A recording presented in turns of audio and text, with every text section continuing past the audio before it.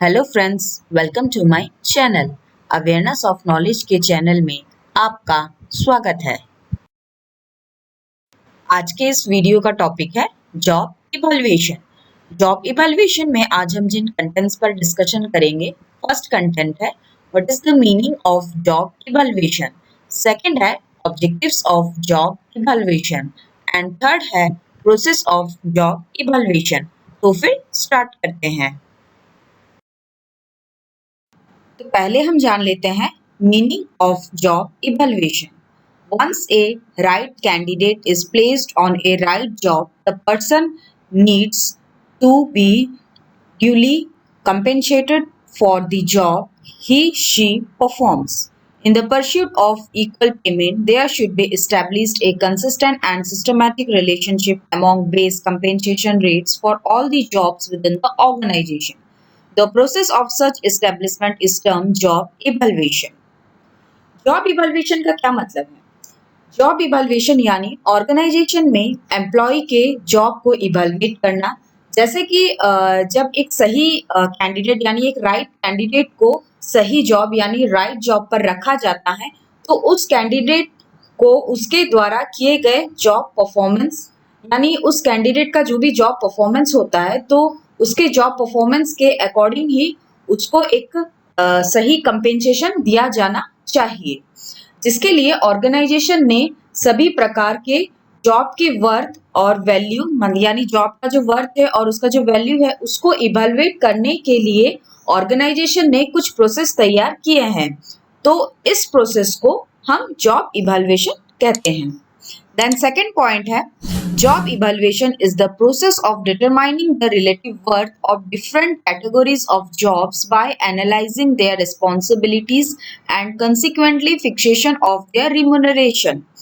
इसका मतलब है कि जितने भी डिफरेंट कैटेगरीज के जॉब होते हैं, उन जॉब्स की रिस्पॉन्सिबिलिटी को एनालाइज करके एक जॉब का इवैल्यूएशन यानी जॉब का जो इवैल्यूएशन करना और उसके अकॉर्डिंग ही यानी अगर हमने उसके जॉब के एनालाइज जॉब को अच्छे से एनालाइज कर लिया, उसके क्या क्या रोल्स है, क्या क्या रिस्पॉन्सिबिलिटीज हैं, उन सब के बारे में अगर हमने डिटेल में सारी चीज को निकाल लिया है, एनालाइज कर लिया है, तो इससे क्या होता है कि एक जॉब को हम अच्छे से मतलब उस जॉब को हम अच्छे से इवैल्यूएट कर सकते हैं और उसके ही अकॉर्डिंग हम उस जॉब के लिए क्या रिम्यूनरेशन यानी कंपेंसेशन होना चाहिए, तो उसके अकॉर्डिंग हम एक रिम्यूनरेशन या कंपेंसेशन को फिक्स कर सकते हैं।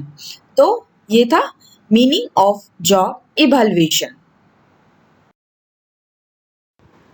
नेक्स्ट है objectives of job evaluation. First objective है to gather data and information relating to job description, job specification and employee specification of various jobs in an organization. इसका मतलब है कि किसी ऑर्गेनाइजेशन में एम्प्लॉय के जॉब डिस्क्रिप्शन और जॉब स्पेसिफिकेशन से संबंधित यानी रिलेटेड सभी डाटा और इंफॉर्मेशन को निकालना। Then second objective है to compare the duties, responsibilities and demands of a job with that of other jobs. इसका मतलब है कि जॉब के ड्यूटीज, रेस्पॉन्सिबिलिटीज और उसके डिमांड की तुलना यानी कंपेयर अन्य जॉब माने जो अदर्स जॉब है उन जॉब से करना। इससे एक डिफरेंस निकल सकता है। उस डिफरेंस के बेसिस पर हम जॉब को इवैल्यूएट करने में हेल्प मिलता है। देन थर्ड ऑब्जेक्टिव है to determine the hierarchy rank based on jobs in an organization. इसका मतलब है कि किसी ऑर्गेनाइजेशन में जॉब को एक रैंक बेस्ड मेथड पर डिटरमाइन किया जाता है। रैंक बेस्ड मेथड जो होता है वो मतलब जॉब इवैल्यूएशन का एक मेथड होता है, तो उस मेथड के बेसिस पर डिटरमाइन किया जाता है। इससे पता चलता है कि कौन सा जॉब किस रैंक पर आता है, यानी उस रैंक मतलब कंपनी के अकॉर्डिंग कुछ रैंक्स तैयार किए गए होते हैं, जैसे कि रैंक 1 हुआ, रैंक 2 हुआ या रैंक 3 हुआ। तो इस जो रैंक बेस मेथड को डिटरमाइन करने से हमें पता चल सकता है कि कौन सा जॉब रैंक 1 में है, कौन सा जॉब रैंक 2 में है, कौन सा जॉब रैंक 3 में है। तो ये कंपनी टू कंपनी वेरी करता है कि कौन सी कंपनी किस रैंक को किस बेसिस पर रखना चाहती है। तो ये था third objective. Then fourth objective है to ensure equal wages are fixed to the jobs of equal worth और वैल्यू। इसका मतलब है कि किसी जॉब के वैल्यू और वर्थ को देखकर ही उसके वेजेस यानी कंपेंसेशन को तय किया जाता है, यानी फाइनल किया जाता है। यानी इक्वल जॉब के साथ साथ इक्वल वेजेस भी होना चाहिए। अगर हम ऐसा भी कह सकते हैं कि जॉब और वेजेस दोनों समान यानी इक्वल होना चाहिए। देन फिफ्थ ऑब्जेक्टिव है to minimise wage discrimination based on age, caste, religion etcetera. इसका मतलब है कि इस जॉब इवैल्यूएशन के कारण किसी भी ऑर्गेनाइजेशन में वेज डिस्क्रिमिनेशन क्रिएट होता है, यानी एक भेदभाव क्रिएट होता है। जैसे कि एज को लेकर मतलब एक भेदभाव हुआ, कास्ट को लेके, रीजन को लेके या रिलीजन को लेके या एक्सेट्रा को लेके एक भेदभाव होता है। तो इस जॉब इवैल्यूएशन के कारण ये जो डिस्क्रिमिनेशन है यानी ये जो भेदभाव है इसको भी कम किया जा सकता है। तो ये थे कुछ objectives of job evaluation. Next है process of job evaluation. The job evaluation program is a process involving a few steps. First step है gaining acceptance. Before undertaking job evaluation, top management must explain the aims and uses of the program to the employees and unions. To elaborate on the program further, oral presentation could be made. Job evaluation process का first step है gaining expectance. इसका मतलब है कि company के जो top management level के लोग होते हैं वो इस प्रोसेस को करने के लिए अपना एक्सपेक्टेंस देते हैं। उनके एक्सपेक्टेंस के बाद ही इस प्रोसेस को स्टार्ट किया जाता है। इस जॉब इवैल्यूएशन प्रोग्राम को स्टार्ट करने से पहले टॉप मैनेजमेंट अपने एम्स यानी उद्देश्य क्या है और इस प्रोग्राम का क्या यूजेस हो सकता है, तो इस बारे में वो अपने एम्प्लॉयज और यूनियन को बताते हैं। इस प्रोग्राम को ओरल प्रेजेंटेशन के जरिए यानी ओरल प्रेजेंटेशन के थ्रू से एम्प्लॉय और यूनियन को समझाया जाता है। तो ये था फर्स्ट स्टेप।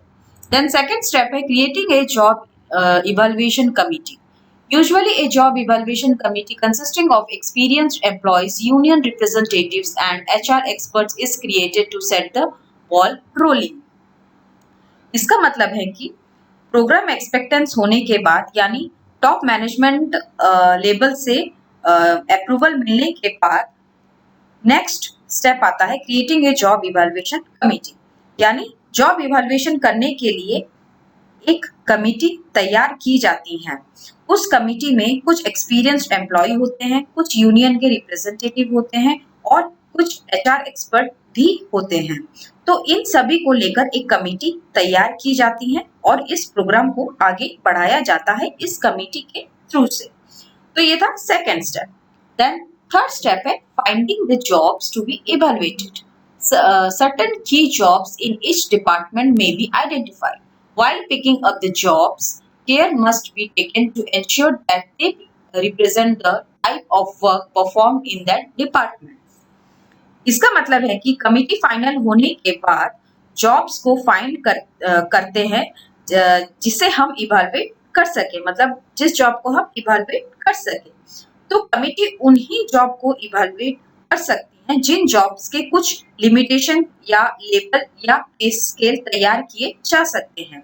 ऑर्गेनाइजेशन में डिफरेंट टाइप्स के डिपार्टमेंट होते हैं, तो उन डिपार्टमेंट में बहुत सारे पोजीशन या जॉब होते हैं, तो उन्हीं पोजीशन या जॉब को इवैल्यूएट किया जा सकता है जिन जॉब को अच्छे से जस्टिफाई किया जा सके।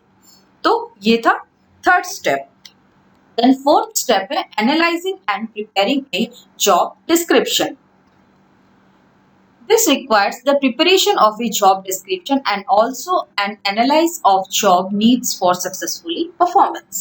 इसका मतलब है कि जॉब फाइंडिंग होने के बाद नेक्स्ट स्टेप है जॉब डिस्क्रिप्शन को प्रिपेयर किया जाता है और उस जॉब को एनालाइज भी किया जाता है ताकि जॉब इवैल्यूएशन में सक्सेसफुल परफॉर्मेंस मिल सके।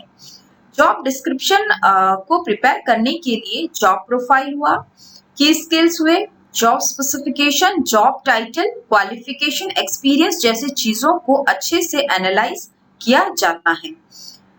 इससे पता चल सकता है कि जॉब में क्या क्या डिफरेंस आता है, मतलब हम एक जॉब को दूसरे जॉब से अच्छे से एक जॉब को का दूसरे जॉब से हम अच्छे से डिफरेंस निकाल सकते हैं। इससे जॉब को इवैल्यूएशन करने में भी इजी हो जाता है। तो ये था fourth step. Then fifth step है selecting the method of evaluation. The most important method of evaluating the jobs must be identified now, keeping the job factors and organizational demands in mind. इसका मतलब है कि job को description और analyse करने के बाद डिफरेंट टाइप्स के जॉब इवैल्यूएशन मेथड को फाइनल किया जाता है। फर्स्ट मेथड है रैंकिंग मेथड, यानी किस जॉब को क्या रैंक देना चाहिए। देन सेकंड मेथड है ग्रेडिंग मेथड, यानी किस जॉब को क्या क्या ग्रेड मिलने चाहिए या क्या ग्रेड पर रखा जाना चाहिए। देन थर्ड मेथड है पॉइंट रेटिंग सिस्टम, यानी किस जॉब को क्या क्या पॉइंट देने चाहिए। एंड फोर्थ है फैक्टर कंपैरिजन सिस्टम, यानी जॉब्स के क्या क्या फैक्टर होने चाहिए ताकि उन फैक्टर के बेसिस पर जॉब को अच्छे से कंपेयर किया जा सके। तो ये थे चार फैक्टर जॉब इवैल्यूएशन, चार मेथड जॉब इवैल्यूएशन के चार मेथड। उसके साथ साथ जॉब के फैक्टर और ऑर्गेनाइजेशन डिमांड को देखकर भी मेथड चॉइस किए जाते हैं, यानी जॉब के क्या फैक्टर और ऑर्गेनाइजेशन के क्या डिमांड है होने चाहिए, तो उनको भी मद्देनजर रखते हुए हम उस मेथड को चॉइस करते हैं। तो ये था फिफ्थ मेथड। देन ये था fifth step. Then sixth step है classifying jobs. The relative worth of various jobs in an organization may be found out after arranging jobs in order of importance using criteria such as skill requirements, experience needed under which conditions job is performed, type of responsibility to be degree of supervision needed, the amount of stress caused by the job, etc. Weights can be assigned to each such factor.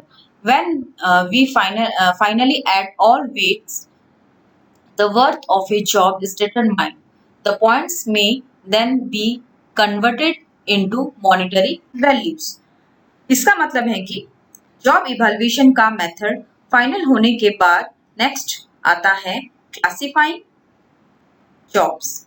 Job को classify करने के लिए कुछ importance criteria को use किए जाते हैं, जैसे कि जॉब के क्या स्किल्स रिक्वायरमेंट हैं, क्या क्या एक्सपीरियंस होने चाहिए, किस कंडीशन में जॉब को प्रिफर किया जाएगा, टाइप्स ऑफ रिस्पॉन्सिबिलिटी क्या क्या होनी चाहिए, कुछ जॉब को सुपरवाइज करने के लिए कुछ क्वालिफाइड सुपरविजन की जरूरत है या नहीं है जो जॉब को अच्छे से जज कर सके, जॉब में होने वाले स्ट्रेस कितनी हो रही है।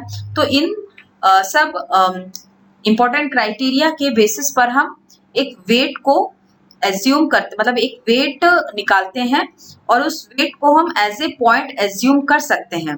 तो उन पॉइंट्स को ऐड करके हम जॉब के वर्थ या उसके वैल्यू को डिटरमाइन कर सकते हैं। तो उन पॉइंट्स को हम मॉनिटरी वैल्यू में कन्वर्ट करके जॉब के पे वैल्यू, यानी उस जॉब का जो कंपेंसेशन हुआ, मतलब क्या होना चाहिए या उसका रिम्यूनरेशन क्या होना चाहिए, तो उसको हम मॉनिटरी वैल्यू के आकार में इजीली निकाल सकते हैं। तो ये थे कुछ step process of job evaluation के। तो आज के वीडियो में बस इतना ही, फिर मिलते हैं मेरे नेक्स्ट वीडियो में एक नए टॉपिक के साथ। अगर आज के इस वीडियो में आपको कुछ भी डाउट लगे तो प्लीज कमेंट बॉक्स में जरूर बताएं। जाने से पहले प्लीज मेरे चैनल को लाइक, शेयर एंड सब्सक्राइब करना ना भूलें। Thanks for watching. Stay safe, stay happy. Bye bye.